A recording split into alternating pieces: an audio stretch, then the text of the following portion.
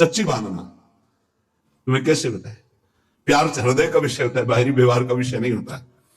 इसलिए कह रहे हैं कि अगर रसिक जनों से आप दूर हैं, आप अजितेंद्रीय भी हैं, तो आप चिंता ना करें, आप शरणागत हैं, आप आश्रित हैं।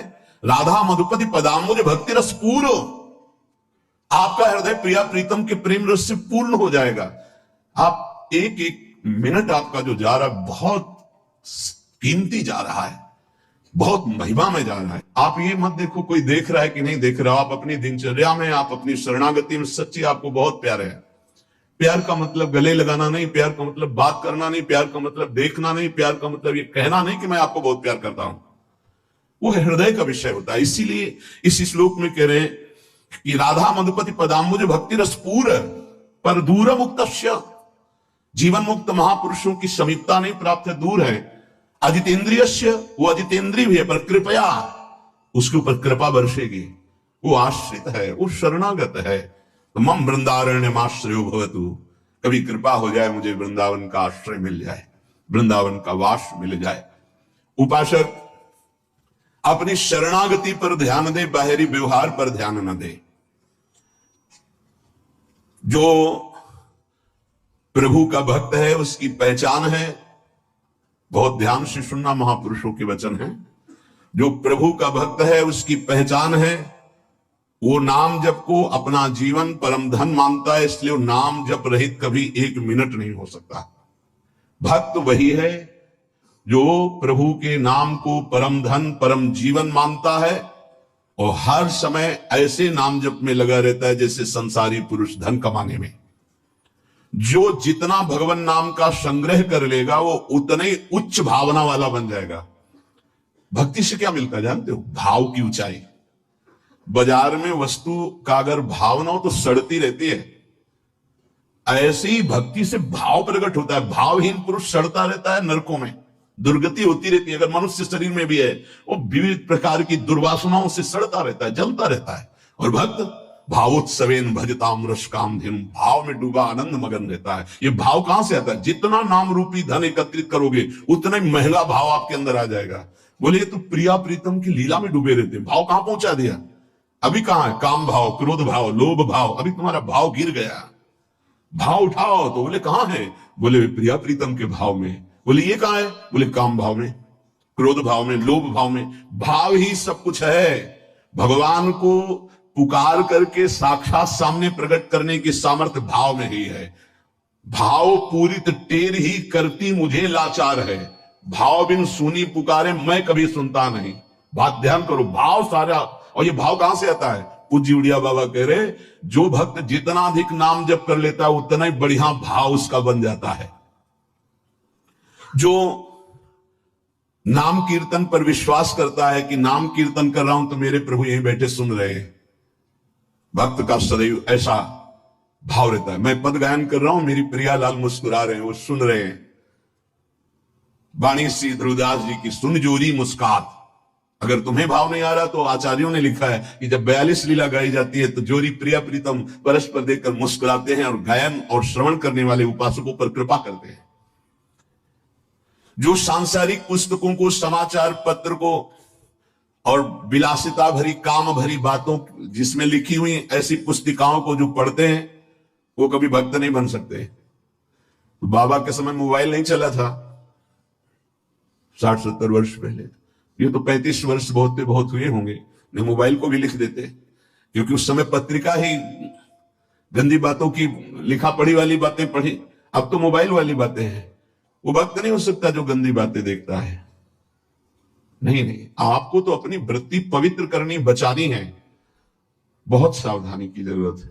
एक छोटा सा बच्चा 13 वर्ष का, एकांतिक में, बहुत सुलझा व्यक्तित्व, अवस्था 13 वर्ष की, व्यक्तित्व बहुत सुलझा।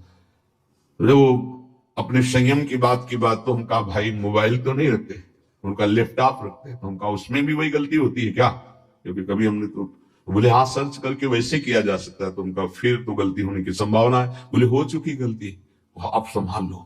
छोटे छोटे बच्चों में गलती कराने की सामर्थ्य इस मोबाइल लैपटॉप में है।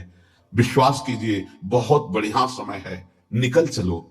ये माया फंसाने के लिए सब सूत्र फेंकेगी, आपको फंसना नहीं है, कोई सुख नहीं है, केवल जलन, केवल अशांति, केवल समय नष्ट होना। भक्त वही है जिसको भगवान से भी अधिक संत महात्मा प्यारे लगे। सातों सम्मोहिमय जग देखा, भगवान श्री राम कह रहे हैं सबरी जी के सामने, सातों सम्मोहिमय जग देखा मोते अधिक संत। पूज्य बाबा कह रहे हैं भक्त वही जिसे संत भक्त महात्मा भगवान से भी बढ़कर प्यारे लगे। आज राम जी के प्यारे हमें मिल गए, आज श्याम जी के प्यारे में, आज प्रियाजू के प्यारे मिल गए। वैकुंठ प्रिय दर्शना दुर्लभो मानुषो देहो देहि नाम क्षण भंगु रहा तत्रापि दुर्लभम मन्नेत वैकुंठ प्रिय दर्शनम। आहा, भगवान के प्यारों के दर्शन प्राप्त होना। भक्त वही है जिसकी जिह्वा हर समय नाम जप में लगी रहती है और बातों के लिए वो मूक हो गई है। नारायण हरि भजन में पांचों न सुहाग, जो सच्चाई से मार्ग में चल रहा है उसको अच्छा ही नहीं लगता। विषय भोग, निद्रा, हंसी, जगत प्रीति, बहु बात नहीं अच्छा लगता। भक्त वही है जो अपने चित्त को सुरक्षित रखता है। लोग और सब बाहरी वस्तुओं को सुरक्षित रखने की चेष्टा करते हैं पर चित्त को गंदा कर देते हैं। गंदा चित्त, गलत चिंतन। भक्त बाहरी वस्तुओं की सुरक्षा हो, चाहे आग लग जाए, लेकिन चित्त में सुरक्षा में कोई फर्क ना पड़े। चित्त हमारा चित्तचूर के चिंतन में लगा रहे। जहां तक बन सके अपने चित्त को बचाने की कोशिश करो। साधक अपने चित्त को सुरक्षित रहता है, अपने चिंतन को सुरक्षित रखता है। वही साधक है जो चिंतन को सुरक्षित रखे, और कोई परवाह नहीं सुरक्षा रहे या ना रहे। चित्त सुरक्षित है तो निरंतर चिंतन का प्रभाव भगवत साक्षात्कार करा देगा। भक्त वही है जो प्रभु से केवल प्रभु को मानता है। ध्यान दीजिए, भक्त वही है जो प्रभु से केवल प्रभु मांगता है कि आप चाहिए, आप, हमें और कुछ नहीं चाहिए, बस आप मेरे हैं, मैं ऐसा मस्त रहूं, बस ये हमें चाहिए और कुछ नहीं। आपसे आप चाहिए, बस आपसे आपकी माया का कुछ नहीं चाहिए, आप चाहिए। भक्त वही है जो भारी विपत्ति काल में किसी भी व्यक्ति का सहारा न लेकर इष्ट के भरोसे रहता है। ये बहुत कठिन बात है। जब आपके अंदर कोई समस्या जागृत होती है, विपत्ति जागृत होती है, तो आपका मन कहां जाता है? प्रियाजू पे या किसी व्यक्ति, किसी सलाहकार मित्र, यार हम बहुत समस्या में हैं, बहुत हमारा मन अशांत है। नहीं कहना। प्रभु की छवि लो और छाती से लगा के उनसे बात करो, हमारा चित्त बहुत अशांत है, प्यारे आप संभाल लो। या बाहरी कोई विपत्ति है तो आप बात करके देखो ना कभी, पर भाव नहीं है तो बताया नहीं। फिर वो भाव बिन सुनी पुकारे मैं कभी सुनता नहीं, इसीलिए नाम जब से भाव का जागरण होता है। भाव से यदि पुकारे तो हमने सेकंड में परिवर्तन होते हुए देखा। एक सेकंड में परिस्थिति का परिवर्तन, एक सेकंड में भारी से भारी समस्या का समाधान, जीव ही प्रभु से प्रार्थना, उसका तत्काल परिणाम देखा है। एक मात्र भगवत चिंतन ही समस्त विपत्तियों के नाश का उपाय है। हरि स्मृति सर्व विपद मोक्षणम। इसलिए कभी किसी से सहायता मत मांगो। अगर किसी और की सहायता मांगी तो द्रौपदी की तरह परेशान होना पड़ेगा। आखिरी में द्रौपदी जी ने ठीक जगह सहायता मांगी। हा गोविंद द्वारिका वासिन, तो यहां से वस्त्र हटा नहीं पाया 10,000 हाथियों का बल रखने वाला दुशासन। हम लोग बड़े कमजोर भक्त हैं। थोड़ी सी भी बात हो तो हम किसी का, अन्य का सहारा ले लेते हैं। माता पिता भाई बंधु रिश्ते नाते ठीक है ये, लेकिन सहारा सिर्फ इष्ट देव का। जरा इस शब्द पर देखिए, मेरी महारानी श्री राधा रानी, जाके बल में सबसों तोरी, लोक वेद कुल कानी। किया आपने, तोड़ा आपने। सबसों तोरी लोक वेद कुल कानी, तब असलियत में मेरी महारानी श्री राधा रानी। बाबा कह रहे हैं भक्त वही है जो भारी विपत्ति काल में किसी भी व्यक्ति की सहायता के लिए न देखे, केवल प्रभु की तरफ। अब वो क्या रूप रख करके आते हैं वो देखेंगे, लेकिन किसी अन्य आश्रय में ना आ जाए, नहीं तो हमारी भक्ति बाधित हो जाएगी। प्रहलाद जी ने किसी को पुकारा क्या? किसी भक्त के जीवन में देखो, किसी के पास गए क्या हाथ जोड़ के कि जमींदार या बादशाह या किसी, या आप हमारा सहयोग कर दो? नहीं, प्रभु देखेंगे। और वो ऐसे अंतिम समय तक कोई सहयोग नहीं कि अब अगला कदम जाएगा ये गिरेगा, और उसी कदम पे प्रभु ऐसे बस आखिरी दम तक वो देखते कि शायद कोई अंदर से पुकार पड़े किसी और को। जब देखा कि बस वो पकड़, आप निहाल हो गया, विपत्ति नहीं अब संपत्ति घेरेगी, अब कोई तुझे परेशानी नहीं, मेरी कृपा संपत्ति तेरे को सदैव दुलार करती रहेगी। पूज्य बाबा कह रहे हैं भगवान का सच्चा भक्त वही है जो भगवान से अधिक किसी को नहीं मानता। जड़ चेतन मनुष्य पशु पक्षी लोक लोकांतर मानता है तो सबको भगवत में मानता है, भगवान से बढ़कर किसी को नहीं मानता।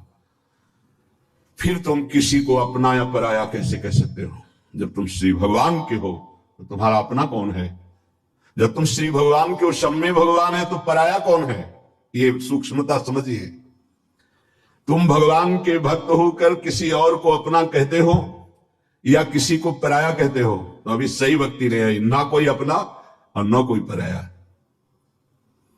कबीरा खड़ा बाजार में सबसे पूछे खैर, ना काहू सो दोस्ती और ना काहू सो बैर, ना कोई अपना और ना कोई पराया। यदि तुम किसी को बुरा कहते हो और किसी को भला कहते हो तो तुम्हारे अंदर भक्ति कहां है? राग द्वेष युक्त हृदय भक्ति वाला हृदय थोड़ी होता है। इसलिए इसको मिटाओ और मिटाकर समान भाव लाओ, ना कोई अपना ना कोई पराया। प्राणी मात्र में भक्त का राग द्वेष नहीं होता। भक्त भगवान की साक्षात विग्रह में दर्शन करता है। यदि धातु या पाषाण की भावना है तो अभी वो भक्त नहीं हुआ है। साक्षात मेरे प्रभु है। सर्वव्यापी ईश्वर तो ज्ञानी जन भी कहते हैं। भक्ति की महानता है और सर्वव्यापता का भाव तो गौड़ रहे, मुख्य भाव रहे साक्षात विराजमान प्रभु है। भक्त का भाव समिट जाता है, सर्वव्यापी भाव होने के बाद वो समिट जाता है। ये दो गुण प्रधान रहते हैं और बहुत से गुण रहते हैं भक्त में, पर दो ये गुण प्रधान रहते हैं। पहला गुण होता है सहनशीलता। ये दो गुण प्रधान भक्त में देखे जाते हैं, और तो बहुत से गुण होते हैं। एक बार चर्चा हुई थी 33 गुण पीछे भी, पर ये प्रधान दो गुणों से परीक्षा होती है अपने हृदय की कि हृदय में भक्ति आई कि नहीं। हर बात को सह जाना। दास्तितिक्षस्व भारत, जितना सहनशील होगा उतना बड़ा वो भक्त बनेगा।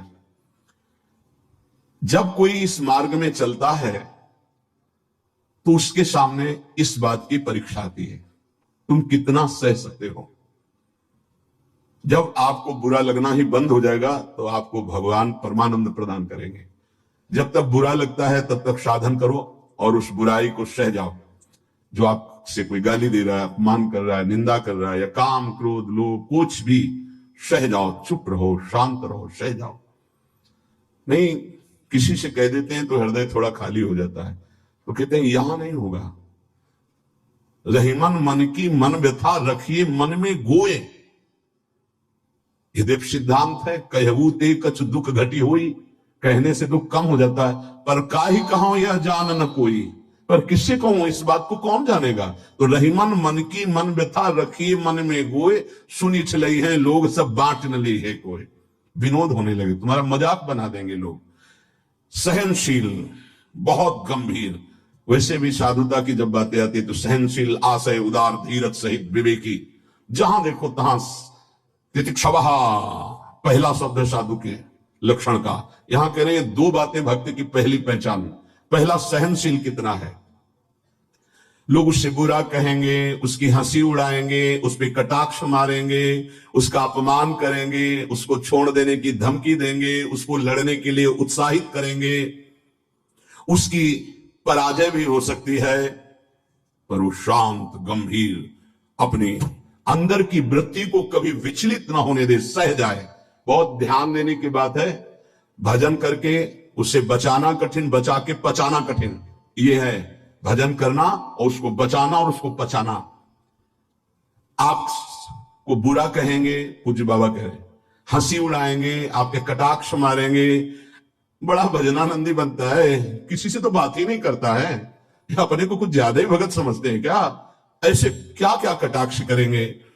आपको लड़ने के लिए उकसाएंगे, उत्साहित करेंगे कि आप लौट कर उनको जवाब दीजिए, लड़िए।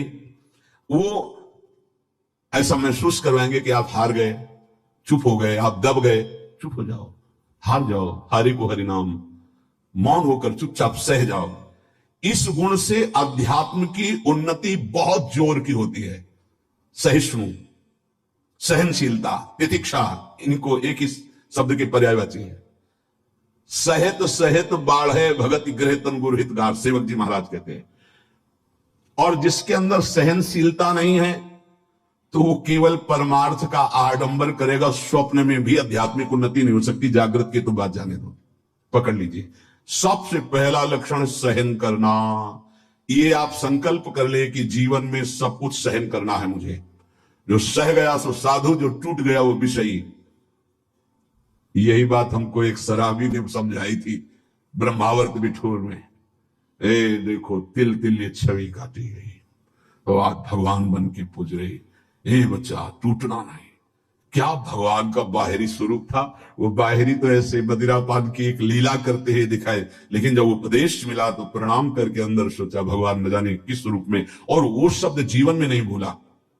खास बात होती कि जैसे ऐसे कोई बोल रहा है तो वो शब्द जीवन में नहीं भूला। ये टूटना नहीं, टूटना नहीं, कैसी भी परिस्थिति हो टूटना नहीं।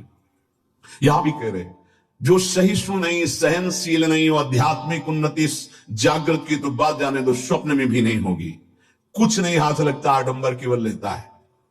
अतः भक्त को अधिक से अधिक नाम जप के द्वारा ये शक्ति बढ़ानी चाहिए सहन करने की। कितना भी कुछ भी अंदर कोई विकार, मनोवेग, वाणी वेग, उदर वेग, जनेन्द्रीय वेग, कोई भी वेग, सब चुपचाप सह जाओ। ये मार्ग है सहन करने का, सहन करने का। भगवत प्राप्ति का जो मार्ग है वो सहन करने का मार्ग है। शांत, अपने मन की बात किसी से भी मत कहो। कहो तो केवल प्रभु से कहो, अगर कहना ही है, नहीं तो कहने की जरूरत नहीं। वो देख रहे हैं, उन्हीं का विधान रचा हुआ है, उनसे क्या कहना।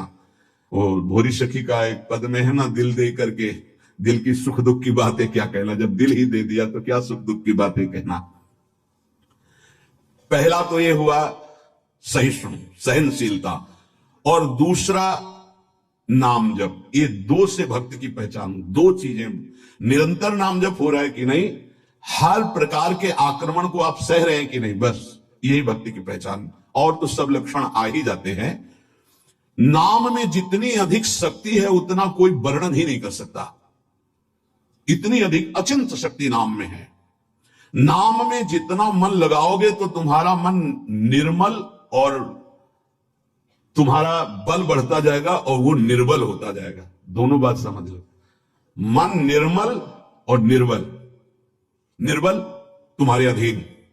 अभी क्या है, मन बलवान और हम उसके अधीन हैं, और मन मलिन तो हमको संसार में फंसा रहा है। नाम में जितना आपका भाव बनता जाएगा, श्रद्धा विश्वास बनता जाएगा, उतनी ही तुम नजदीक प्रभु के पहुंचते जाओगे।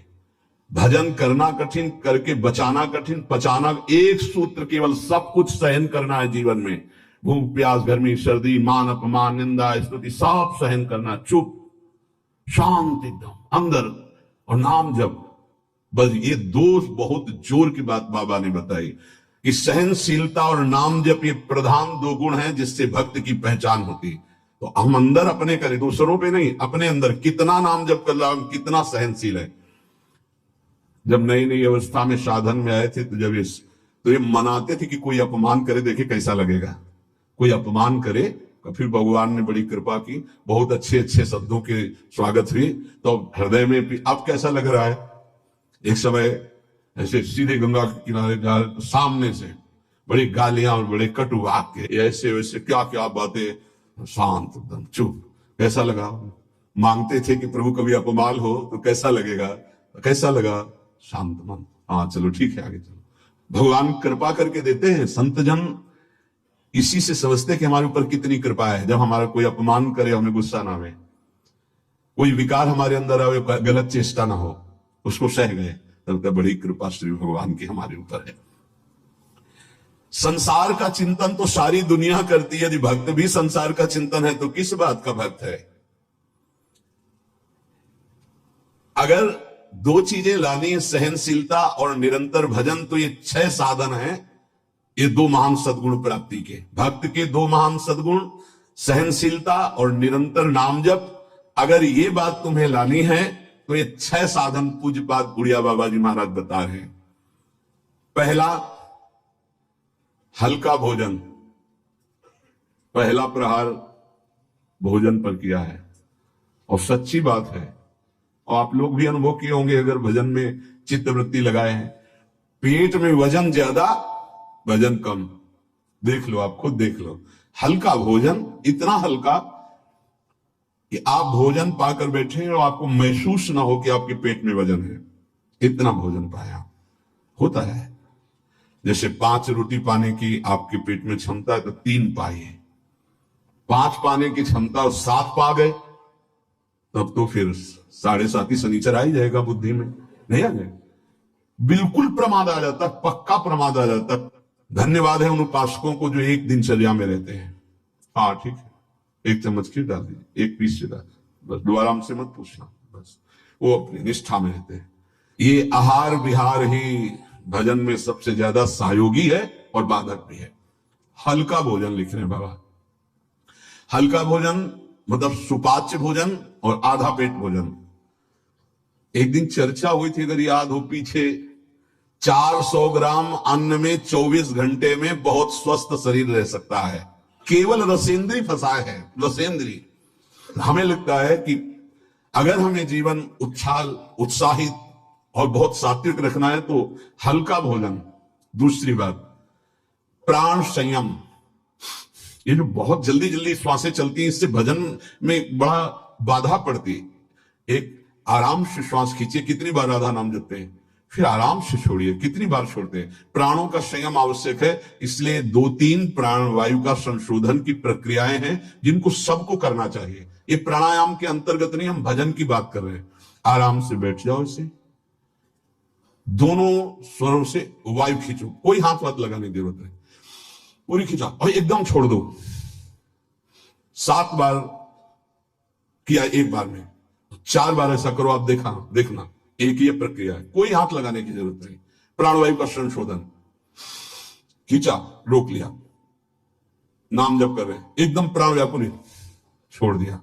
एक ये है आंतरिक कुंभक, और एक बाह्य कुंभक, खाली किया, नाम जप करे बेटे, फिर तुरंत खाली किया, फिर रोक लिया, इससे बाह्य 3 बस कर लीजिए आप देखिए आपके फेफड़े, आपकी छाती, आपका प्राण संयम। कोई हम ये नहीं कह रहे ऐसे करने की, और ये मात्र 2-2 मिनट का अभ्यास कर लीजिए। क्या जाता है ऐसे आराम से बैठ के, कोई जान भी नहीं रहा कि आप प्राणवायु का संशोधन कर रहे हैं, पर मेरुदंड सीधी होनी चाहिए। जितना अधिक खींच पाओ, अधिक छोड़ पाओ, 6 बार, 7 बार, 8 बार, बस, इससे ज्यादा नहीं। और ये 4 बार दिन में, एक बाह्य कुंभक, एक आंतरिक कुंभक, ये 5-5 बार कर लीजिए। आप देख लीजिए आपका प्राणवायु कितना शुभ, जितना प्राणवायु पवित्र होगी उतनी सुंदर अन्न पाचन क्रिया होगी, और उतना ही आपके मस्तिष्क में गुदगुदाहट सी ध्यान करने की इच्छा होगी। मंत्र जपोगे तो एक प्यारा लगेगा। अब जब प्राणवायु किसी के देखो ना, एकदम अगर एकांत कमरे में हो तो ऐसा लग रहा है धौंकनी चल रही, क्योंकि स्थूल प्राणवायु है, उसकी आवाज अलग ही सुनाई देगी। प्राणवायु का संयम, भोजन हल्का और प्राणवायु संशोधन कृपया जरूर करें, चाहे वृद्ध शरीर हो चाहे जवान शरीर हो, ये जरूरी है प्राणवायु का संशोधन। अपने तो किडनी खराब हो गई तब से बंद हो गए, नहीं तो 45 मिनट केवल प्राणवायु संशोधन होता, तो 45 मिनट व्यायाम, और उस समय केवल भगवत का नाम चलता था। 1 सेकंड के लिए ऐसा नहीं कि प्राणवायु संशोधन करे नाम छूट जाए, या व्यायाम कर रहे नाम छूट जाए। तीसरा, कम बोलना, क्योंकि नाम चलाना है और सहनशील होना है। देखो, जब हम अपनी कमजोरी किसी से कहते हैं तो कमजोरी हम पर बढ़ती है और दूसरा हमारा उपहास करता है। इसलिए अपनी कमजोरी तो बोलनी नहीं, और कोई बात भी करने की जरूरत नहीं है। थोड़ा बारा व्यवहार में आवश्यक हो तो उत्तर दे दीजिए। कम बोलना सीखें। उपासक जब अपनी रहने पे रहता है तो हमें लगता है कि धन्यवाद का पात्र है, जो अपने को जलाकर प्रभु के चरणारविंद तक पहुंच रहा है। बहुत कठिन विषय है, प्रणाम है उसको जो अपने को जलाकर आगे बढ़ रहा है। कम बोलना, तीसरा। चौथा, किसी से कोई भी इच्छा न रखना, न व्यक्त करना। ये 2 महान सद्गुण आ जाएंगे, सहनशीलता और निरंतर भजन। किसी से कोई इच्छा नहीं। आप आज क्या पाएंगे? नहीं, आप क्या पाएंगे? जो श्री जी की इच्छा। नहीं, वैसे आपको पसंद क्या है? राधा राधा राधा। नहीं, भोजन में क्या पसंद? यही आहार है हमारा। कभी भी कोई शब्द ना निकलने पाए तो आज फिर मुंगौड़ा बन जाए, ऐसा नहीं। कोई देखो, अगर आपको वास्तविक मार्ग को प्राप्त करना तो सिद्धांत है, कोई भी इच्छा है भी तो प्रकट नहीं करना हो। आप देख लेना, अगर श्री जी को मूंग की मुंगौड़ा ही पवाने ना प्रसाद में, तो आपको मिल जाएंगे कहीं ना कहीं से। मांगने की जरूरत नहीं, कहने की जरूरत नहीं, इच्छा व्यक्त करने की जरूरत नहीं। पांचवा, जो इंद्री बहुत लालायित हो गई और उसका विषय आ गया हो तो उसका संसर्ग ना होने देना। देखो, जैसे वो दो सद्गुण कठिन है तो उनको लाने वाले साधन भी बहुत कठिन है। किसी भी इंद्री की बहुत इच्छा हुई और वैसे संयोग आ गया, कोई भी इच्छा, हर इंद्री में अपनी इच्छा रहती है, प्रबल इच्छा हुई और प्रारब्धवशात माया ने वही संयोग बना दिया, लो खाओ। और आपको पता है कि ये मेरे हृदय में बिल्कुल चल रहा था, कैसे मिले, और मिल गया, तो खुश नहीं होना। बोले संसर्ग नहीं होने देना, पाने नहीं हटा देना है। इतनी हिम्मत है। पहला लक्षण सहिष्णु, वो दूसरा निरंतर भजन। जो तुम्हारी, ये सब बातों में नहीं कह रहे, जिसकी प्रबल इच्छा थी हमारे अंदर और वही आ गया संयोग से, यही बात गुरुदेव ने बताई थी। बोले जो प्रिय वस्तु हो उसका संयोग इंद्रियों के संसर्ग में ना होने पाए और उसको भोग लगा बांट दो। तो बाबा कह रहे किसी भी प्रिय बात, प्रिय वस्तु, वो इंद्रिय भोग जब उपस्थित हो तो उसका संसर्ग ना होने देना। इससे दो सामर्थ्य जागृत होंगी, निरंतर नाम जप और सहिष्णु, सहनशील। और वाणी पाठ और अपना जो संत समागम है, इसके सिवा अकेले रहने का स्वभाव बनाना। इसमें भी जो अपने प्रियजन परिवार के जन, उनको लगने लगता है अकेले बैठे क्यों रहता है।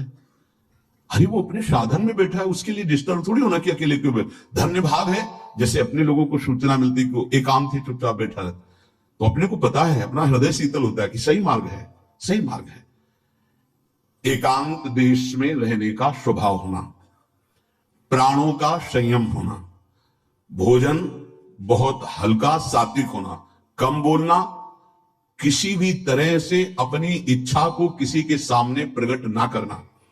अगर हमारे अंदर इच्छा, छठवां, अगर हमारे अंदर इच्छा आ ही गई है और उसके अनुसार प्रारब्धवशात संयोग बन जाता है उस भोग का, तो इंद्रियों का संसर्ग ना होने देना। इन 6 साधनों से ये 2 बात महान भक्त के अंदर आ जाएंगी कि वो सहनशील हो जाएगा और उसका निरंतर नाम जप चलने लगेगा। ये जो चर्चाएं होती, इसका मनन करो, आचरण में उतारा जाए और सदैव प्रभु से जुड़े रहना चाहिए। जुड़ते ही हृदय में आनंद आता है, हटते ही हृदय फंस जाता है किसी न किसी विषय में। इसलिए हानि हरिवंश के नाम अंतर पड़े, लाभ हरिवंश उच्चरत वाणी। नाम वाणी का हमारा जीवन का ये संकल्प बन जाना चाहिए, नियम ले लेना चाहिए कि कभी वाणी जी चल रही है या नाम चल रहा है। इसके अलावा अगर हम कुछ बोले, कुछ छूटा भजन, तो कहीं ना कहीं हमारी वृत्ति फंस जाएगी, हमें जलाएगी। तो हम सहनशील बने, निरंतर नाम जापक बने और सत्संग को खूब सुने और सुनकर मनन करके आचरण में उतारे। आपको यदि संसार दुखमय प्रतीत नहीं हो रहा, इस दुखालय से मुमुक्षुता जागृत नहीं हुई कि मैं मुक्त होना चाहता हूं, तो फिर संतों के पास क्यों जाए। किसी को ऐसा लगता है कि हमारी कामनाओं की पूर्ति हो जाएगी, हमें लगता है कामनाओं की पूर्ति होने से आपकी कामनाओं का नाश नहीं हो पाएगा, और लोभ जगेगा, एक पूर्ति होगी, कई कामनाएं और हृदय में विचलित करेंगी। भगवान ने बहुत सुंदर शास्त्र श्रवण का अवसर दिया है, उसका मनन करो। मनन करके अपनी कामनाओं के त्याग की वृत्ति धारण करो। बहुत कृपालु हरि गुरु हैं, आप जो जो इच्छा करते जाओगे वो आपको प्राप्त कराते जाएंगे, पर वो नहीं मिलेंगे जब एक शरीर में रहने वाले प्रभु के स्वरूप को आप नहीं जान पा रहे, तो अनंत ब्रह्मांडों में व्याप्त उस परमात्मा तत्व को कैसे जान पाएंगे। यदुवंशियों के बीच में श्री भगवान रहे, कोई बिरला ही जान पाया कि श्री भगवान है। पूरे परिवार में कोई बिरला ही जान पाया कि तो परब्रह्म परमात्मा हमारे संबंधी का रूप धारण करके हमारे बीच में विराजमान है, नहीं जान पाए। अगर जान जाए तो परम पद में आरूढ़ हो जाए।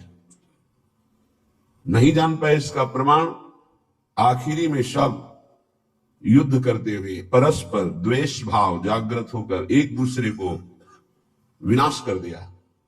बुरे यदुवंशी भगवान प्रसन्न मुद्रा में सब देखते रहे, क्योंकि मोह रहित है, ममता रहित है। समूहम सर्वभूतेषु, समस्त जीव प्राणियों में भगवान अव्यक्त रूप से बिल्कुल निरपेक्ष विराजमान है, जो करो भोगो अपने कर्मों का फल। ऐसे भगवान को संत समागम से हम निरपेक्ष नहीं रहने देते।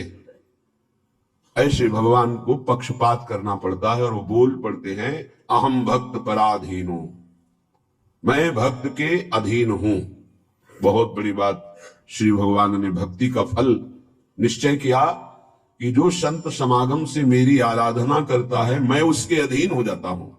अजित को जीत लिया, माया क्या बात है, मायापति को अधीन कर लिया। ये साधु समागम से भक्ति प्राप्त होती है। जब तक हम किंचन मात्र को अपने आराध्य देव से, गुरुदेव से कोई कामना रखते हैं लौकिक, तब तक हम उनको नहीं जान पाते हैं। बहुत बहुत एक व्यक्तित्व देख पाते हैं, लेकिन परब्रह्म भाव ये हमारे परमात्मा है। हमको इन और किसी की प्राप्ति नहीं करनी, बस इन्हीं के स्वरूप को जानना है। हो गई बात। पर इतना दृढ़ विश्वास, इतनी दृढ़ श्रद्धा नहीं प्राप्त हो पाती। बड़ा विचित्र खेल है। अक्रूर जी महाराज जब श्री भगवान को लेने आते हैं तो श्री भगवान के चरण चिन्हों को देखकर भावावेश में लौटते हैं। मथुरा से वृंदावन आने में पूरा दिन व्यतीत हो गया, कितनी दूरी है। रज में लौटते, मेरे प्रीतम के चरण चिन्ह। और जब स्यमंतक मणि मिली तो प्रभु को छोड़कर काशीपुरी चले गए और वहां यज्ञ रूपी पावन एक क्रिया करने लगे, यज्ञ क्रिया। यज्ञेश्वर भगवान को छोड़कर स्यमंतक मणि लेकर वहां जाना और साध्य को छोड़कर साधन करना। जब इस पर विचार हुआ तो ऐसा नहीं कि उन्होंने भगवान को भगवान जाना नहीं। जब लौट रहे थे श्री कृष्ण बलराम को लेकर वृंदावन से मथुरा की तरफ, तो मन में संशय हुआ, मैं तो बड़ा पाप करने जा रहा हूं, इनको लेकर जा रहा हूं, ऐसे सुंदर गौरश्याम जोड़ी का वध करेगा कंस, बड़ा बलवान है, क्या मैं पाप नहीं कर रहा? क्योंकि मैं जान रहा हूं कि उसने क्यों बुलाया है। भगवान ने कहा कि चाचा जी, आप इस ब्रह्म हृदय में स्नान कीजिए। जो ही डुबकी लगाई तो देखा शेष अनंत महिमा में भगवान उनकी गोद में लेटे हुए हैं। भगवान अनंत शास्त्र फण धारण किए हुए गौर वर्ण भगवान शेष जी का, और उस पर श्याम वर्ण अनंत महिमाशाली भगवान लेटे हुए हैं। जी घबराया एकदम, आंख खोली ऊपर जल के आके तो देखा रथ पर श्री कृष्ण बलराम। फिर डुबकी लगाई तो फिर से शैया पर भगवान। समझ गए सच्चिदानंद प्रभु विराजमान है, कंस की ताकत नहीं कि इनको मार सके। आए, श्री भगवान ने पूछा, चाचा जी कोई आश्चर्यमयी बात देखी क्या? आपके मुखारबिंद से ऐसा लग रहा है। अक्रूर जी ने कहा, सर्वाश्चर्य में, जब मैं आपको देख रहा हूं तो क्या आश्चर्य बकाया रह गया। ऐसी स्थिति में भी स्यमंतक मणि लुभायमान कर सकती है। यही भगवान की दुरंत माया है। प्रभु के सिवा और कुछ स्वीकार करना ये भक्ति का बहुत बड़ा दोष हो जाएगा, कलंक हो जाएगा। सब वस्तुएं, शरीर, संबंध साधन हो सकते हैं, साध्य केवल प्रभु होने चाहिए। आज हमारी उल्टी मति है, प्रभु साधन है और साध्य विषय है, साध्य संसार है, साध्य भोग है। इसी मति को पलटने के लिए साधु समागम मिलता है। साधु समागम मिला तो मानो परम लाभ मिल गया मृत्यु लोक का। उमा संत समागम सम न लाभ कछुआन। पर ये उसी को लाभ अनुभव में आता है जो श्रद्धा और विश्वास से भगवत कृपा का अनुमोदन करते हुए जय जयकार करते कि हरि आज हम पर बहुत प्रसन्न हुए, हमें साधु समागम मिला। जब द्रवहि दीन दयालु राघव तो साधु संगति पाइए। साधु संगति का केवल एक अर्थ है भगवत प्रेम, भगवत प्राप्ति। अगर ये नहीं तो फिर या तो साधु संग नहीं हुआ या फिर आपको बहुत मलिन अंतःकरण है। नहीं, उसका प्रभाव है साधु संग का। विशेष अनुग्रह प्रभु की जब होती है तब साधु संग। जो प्रभु मोहि अनुग्रह कीन्हा तो तुम आई दर्शन दीन्हा। संत संग मिल गया, मानो संसार से पार होने का अवसर आ गया। अब हमारा आखिरी जन्म है, क्योंकि संत समागम मिल गया। संस्कृति कर अंता, संस्कृति का, संत का संग संस्कृति चक्र आवागमन का अंत है, बिना प्रयास के।